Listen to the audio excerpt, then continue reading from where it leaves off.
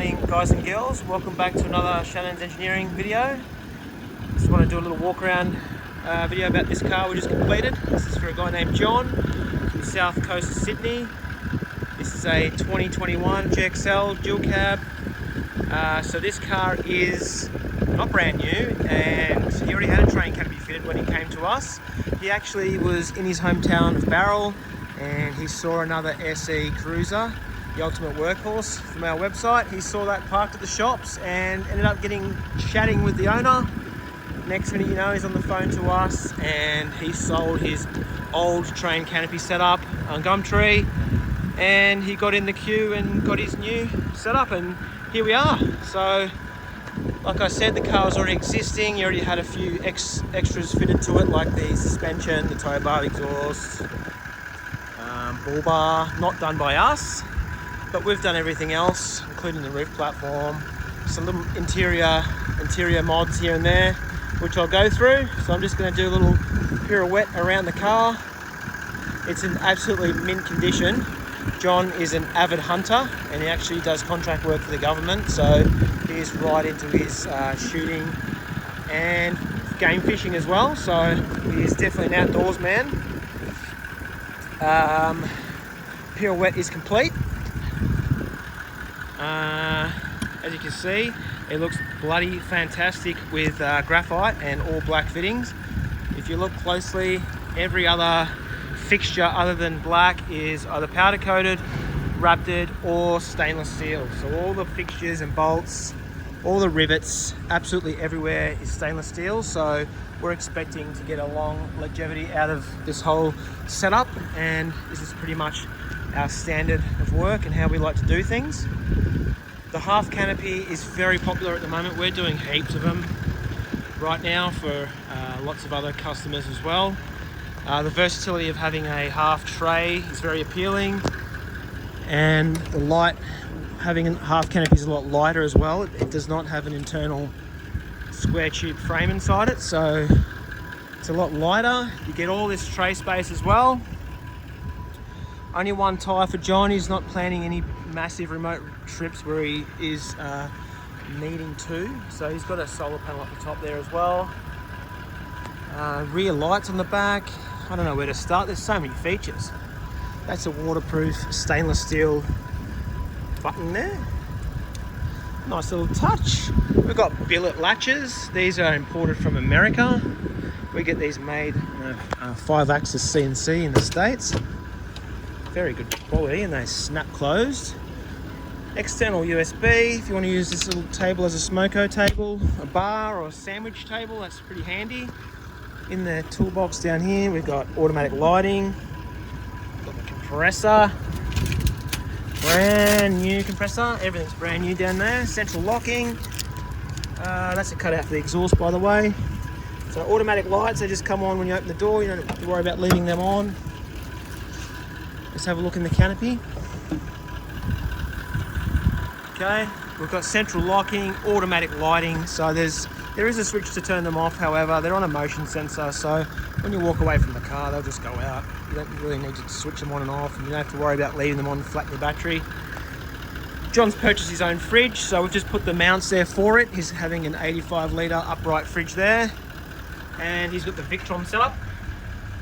That's all you need. A small inverter, a DC charger, and a solar charger up there.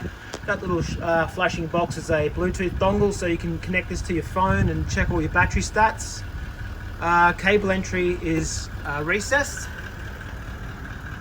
so we have our cable entry up there connecting to the headboard, so the canopy can come off at any time.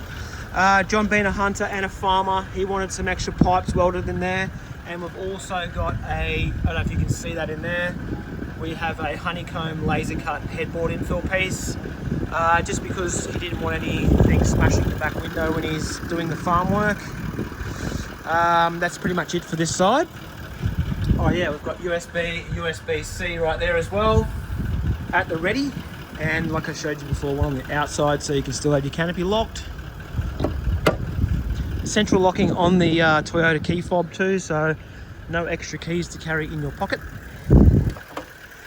In this side, again, same as the other side with the door wiring, central locking, and a nice big offset divider wall for activities on here, storage, luggage. You can put a drawer in here later.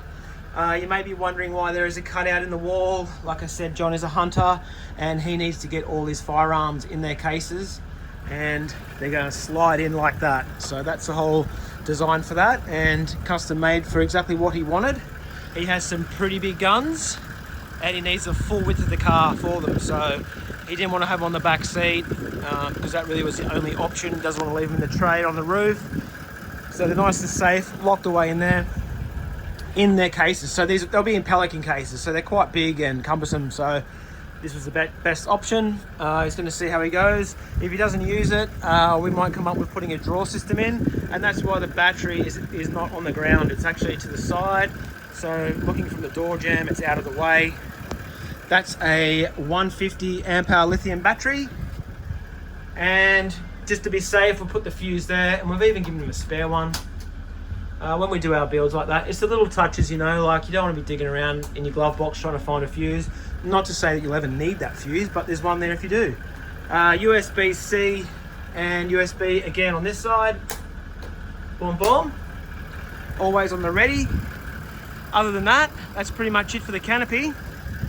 Like I said, it is removable, and again, all stainless steel hardware has been used down to the absolute every rivet, every bolt, all stainless steel.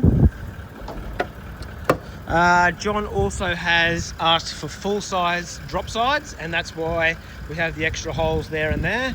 That is simply because if you want the big ones on, you just got to lift the canopy off, take these drop sides off, and just slide the big ones on. Reuse the back board, and that's it really. Down the bottom here, we've got the fuel filler at the back, so you can fill up from any side of the servo, and the high pressure water pump outlet. This tray does have a water tank underneath. We've also got aluminium air tanks for his compressor system. Pump switch there. We've got rock lights under the tray as standard. If you guys are familiar with any of our other videos, you'll already know that. The low pressure tap outlet there with some hand soap. And that's pretty much it really. Roof lighting. External switches for the camping lighting. These are steady. That's a 13.5 inch camp light there with an amber LEDs, and then we've got the work white lights there, which is great for camping, four-wheel driving, finding things in the dark. As John said earlier, he's going to be using that for his field dressings that he'll be setting up here next to the car, usually at night time, and butchering. In the cab here, with Department of Interior center console, and we have all the setup here on the dash. So we have his airbag controls up and down. Compressor switch, so we can turn the compressor on from the tray from here, and we've run the hoses into the cab, so they've filtered in the car, so the compressor can work with the toolbox door shut and not suck in any dust. We can also turn our lights on from in the car, which is a nice touch. No getting out, and I have the parkers on right now, so that all these buttons are backlit, and that's why they're changing color now. So during the day, when you turn the lights off, this gauge gets a lot brighter, so you can see it a lot easier. And then we've got our mirrors, a CB radio, and the factory lock button still there. Other than that, not much else to the interior. John has done a few bits himself, including the soundproofing, seat covers, steering wheel, things like that. Up the front, we've done a dual battery system. I'm not going to show you that, you know what they look like, but dual battery system at the rear quarter there. We've rewired the battery terminal post just to make it a bit neater, accommodate for a DC charger in the grille. Don't know if you can see it in there, probably not. That's pretty much it for John's car. I hope you guys like the video. It's short and sweet, gets to the point, no fancy editing. Did I mention the solar panel on the roof there? That's a 100 watt solar connected to the Victron. That's pretty much it, guys. Enjoy the video, and make sure you check out our other videos on YouTube. There'll be a bit of a write-up on this on our website as well, so it goes through all what I've just discussed then, with heaps of cool photos. Thanks for watching, guys, and we'll see you on the next one. So Next up is a couple of portal axle cruisers. We've got 2 of them there. That one there is getting a canopy now. He's seen all these other cars at our work and last minute added a canopy. And then we've got its brother, which is pretty much exactly the same. That's on portals as well. That's ready for rego now, so we're going to get that one done in the next 2 weeks. And that is it, guys. Look at those King's shocks. Oh, love it. Anyway, enjoy the vid, guys, and we'll see you on the next one.